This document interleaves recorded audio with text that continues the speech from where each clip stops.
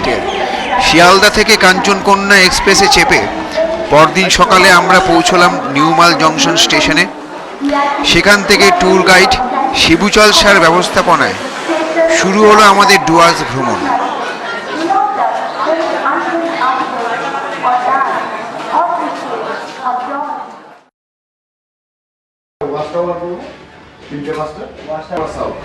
আমরা এখন মালবাজারে ব্রেকফাস্ট সেরে নিয়ে ন্যাশনাল হাইওয়ে 31 ধরে আমরা এগোবো লাভার দিকে।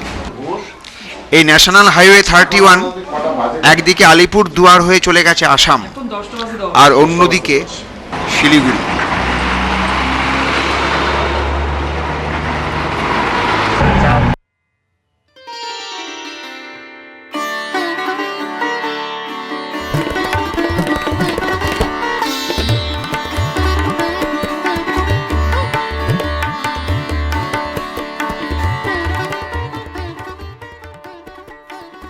শিবু চালসার গাড়িতে চেপে আমরা রওনা দিলাম লোলেগাঁওয়ের উদ্দেশ্যে।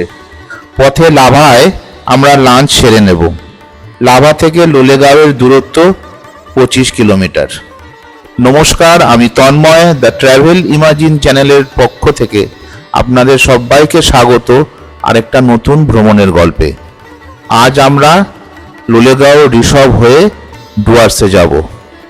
তাহলে সঙ্গে থাকুন আর আমাদের এই ট্যুর কেমন হলো সেটা দেখতে থাকুন।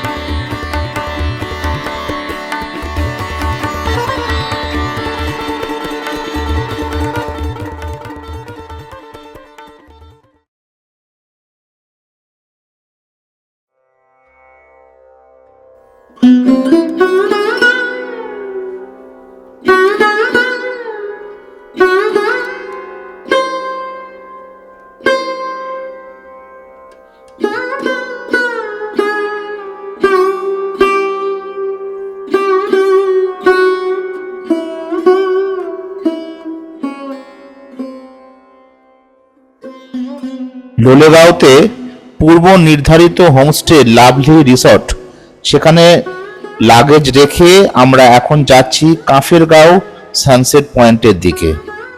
সাপোৎসংকুল জঙ্গলাকীর্ণ পথ ধরে সানসেট দেখতে যাওয়ার মধ্যে একটা অদ্ভুত অ্যাডভেঞ্চার আছে, তাই সবাই বেশ উত্তেজিত। আমরা এখন যাচ্ছি সানসেট দেখতে। এই জায়গা থেকে সানসেট দেখতে সত্যি অসাধারণ লাগছে। একটা মেঘ আর বরন্ত সূর্যের আলো সব মিলিয়ে এক অদ্ভুত মায়াবী পরিবেশ তৈরি করেছে। আমরা এই সানসেট প্রাণ ভরে, মন ভরে, দু চোখ ভরে দেখলাম। তারপরে অন্ধকার নেমে আসলে তো আবার সমস্যা। এই জায়গা তো সাপোৎসংকুল। আমরা আস্তে আস্তে সানসেট দেখে আমরা মনে উত্তেজনা নিয়ে আবার সেই একই পথ ধরে রিসর্টে ফিরে আসলাম। মানে আমাদের যেখানে ঠিক হয়েছে থাকা, লাভলি রিসর্ট, সেখানেই আজকে আমরা রাতটা কাটাবো।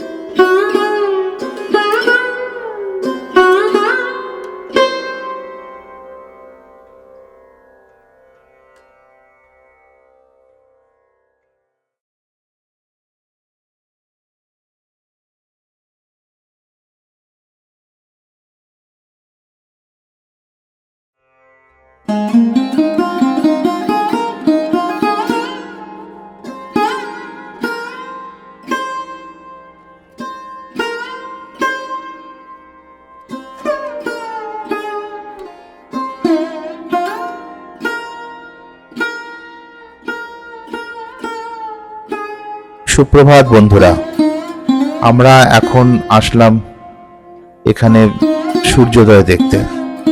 ভোরের জমে যাওয়া শিশির মাখানো হিমেল হাওয়ায় আমরা এই সূর্যোদয় দেখতে এসেছি। বিভাবরীর আলিঙ্গন ছেড়ে প্রভাতের প্রথম সূর্য উঠবো উঠবো করছে। কাঞ্চনজঙ্ঘার মাথায় লেগেছে প্রভাতের নরম আলো। আমরা অপলক দৃষ্টিতে চেয়ে আছি সেই দিকে, উপলব্ধি করছি প্রকৃতির নৈসর্গিক শোভা।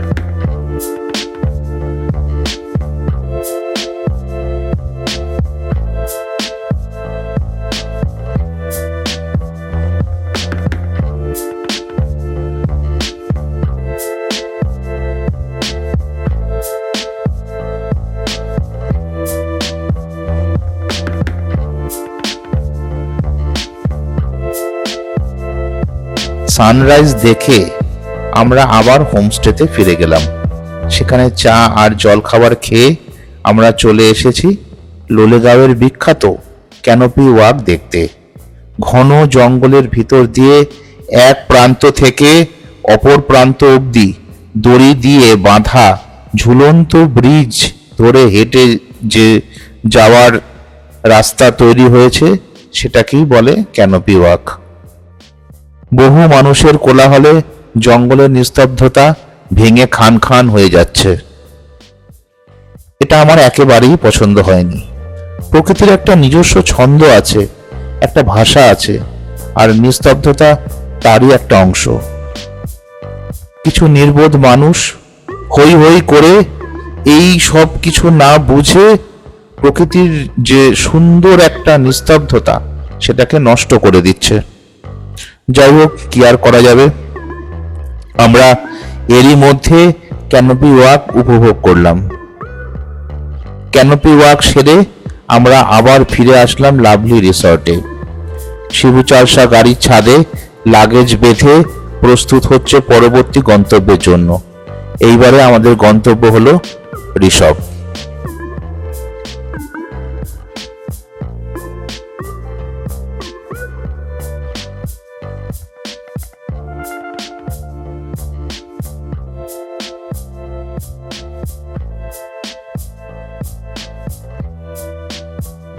নুড়ি ছড়ানো পাহাড়ি রাস্তা ধরে এঁকে বেঁকে গাড়ি চলল গন্তব্যের দিকে। অবশেষে ঘোমটা টানা লাজুক মুখে আমাদের স্বাগত জানালো রূপসী ঋষভ। পাহাড়ের মাথায় মেঘের সামিয়ানা, গাছগুলো দাঁড়িয়ে আছে নিজের মতো। ঋষভের উচ্চতা লোলেগাঁওয়ের থেকে অনেকটাই বেশি, তাই এখানে ঠান্ডার কামড়ও অনেক জোরালো। এখানেই সারা হলো মধ্যাহ্ন ভোজ। তারপর বিকেলের মিঠে রোদ পিঠে নিয়ে আমরা উপলব্ধি করলাম ঋষভের প্রকৃতি। পাহাড়ি ফুলের বনজ সৌন্দর্যে ভরা ঋষভ অরণ্য সত্যি মনোমুগ্ধকর। প্রকৃতির রূপ রস চয়ন করতে করতে অলসভাবে কেটে গেল বেলা। দিগন্তের নরম আলোয় পাহাড়ের গায়ে রেখে যাচ্ছে নিস্তব্ধতার প্রলেপ। ঠান্ডাও হচ্ছে হাড় কাঁপানো। রাতের তাপমাত্রা নেমে গেছে হিমাঙ্কের নিচে।